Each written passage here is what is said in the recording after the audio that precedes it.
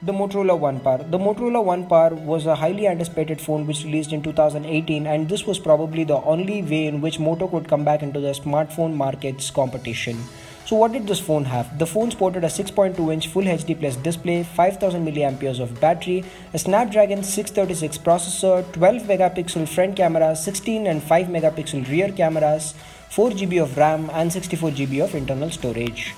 Being very similar to the Motorola One Power in terms of RAM, storage, processor and Android experience, the Nokia 6.1 Plus has a 5.8-inch Full HD Plus display, a 3060 mAh battery, 16 plus 5 megapixel cameras in the rear and a 16 megapixel camera in the front. The Nokia 6.1 Plus is extremely lightweight. It has its headphone jack on the top, antenna bands on the top and the bottom, a USB-C port on the bottom, speaker grills on the bottom which is average, mushy buttons on the right side, SIM slot on the left side. It has a decent build quality. It has its fingerprint scanner on the glass back.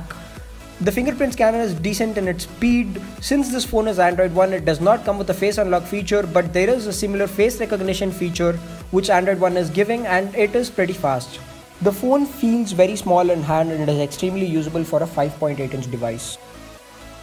This is one place where things completely differ. The Motorola One Power sporting a 5000 mAh battery feels very bulky in hand, and for a size difference of only 0.4 inches it feels a little too big. It has its camera and its notch placed like the iPhone 10. This has the same USB-C port that the Nokia 6.1 Plus had, and it also comes with a turbocharger which is provided inside the box.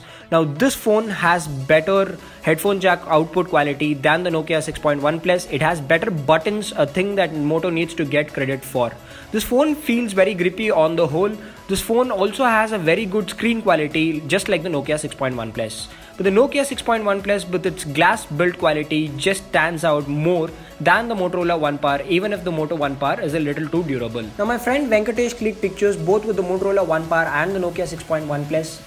Both the phones produced decent quality images when it was clicked in the daytime with adequate amount of lighting.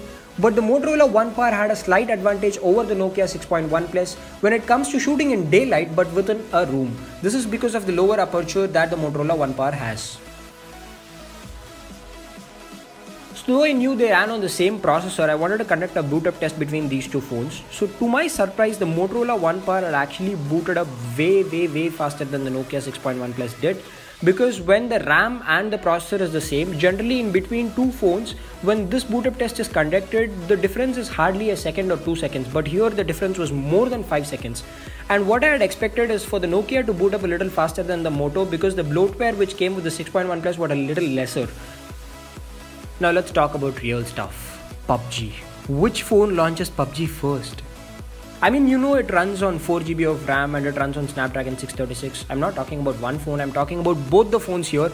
But then in terms of boot up test, the Motorola One Power was actually a little faster. I mean, I said quite a lot faster. So it was quite a lot faster than the Nokia 6.1 Plus. So is the Motorola One Power going to perform a little different? Is it going to boot up PUBG a little quicker? You know, it's very hard because there's a 50-second footage here that basically both the phones take to boot up PUBG. And then I need to talk here like I'm in cricket commentary or something. If you do not mind spoilers, let me tell you well ahead that since it's PUBG and it's not a boot up test, all you have to do is launch a single app. So you do expect them to launch up at the same time. I had an interruption message on the Nokia phone, so that is why it took a second or two longer. Once again, the Motorola One Power has a marginal win in terms of opening the camera a little quicker than the Nokia 6.1 Plus does. To me, I don't find these situations ideal at all. I mean, I don't find a speed test necessary because the difference is hardly in seconds. Even for the boot up test, I didn't mind because it's only like 5-10 seconds, so it really doesn't matter. So here you have other apps between the Nokia 6.1 Plus and the Motorola One Power almost launch in the same time. But still, there is a slight advantage if you get the Motorola One Power. I mean, if you're one of those persons who gets a phone because the phone is a second or two faster than the other phone running on the same processor, you need to get the Motorola One Power.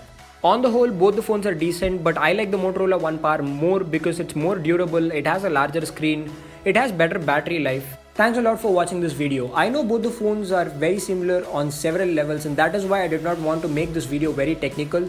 So I wanted to give a real life review on what really matters. So I feel that the Motorola One Power is a better device than the Nokia 6.1 Plus, but please Nokia fans, don't get cooked up. The Nokia 6.1 Plus is also a great device. See you in the next one. Bye.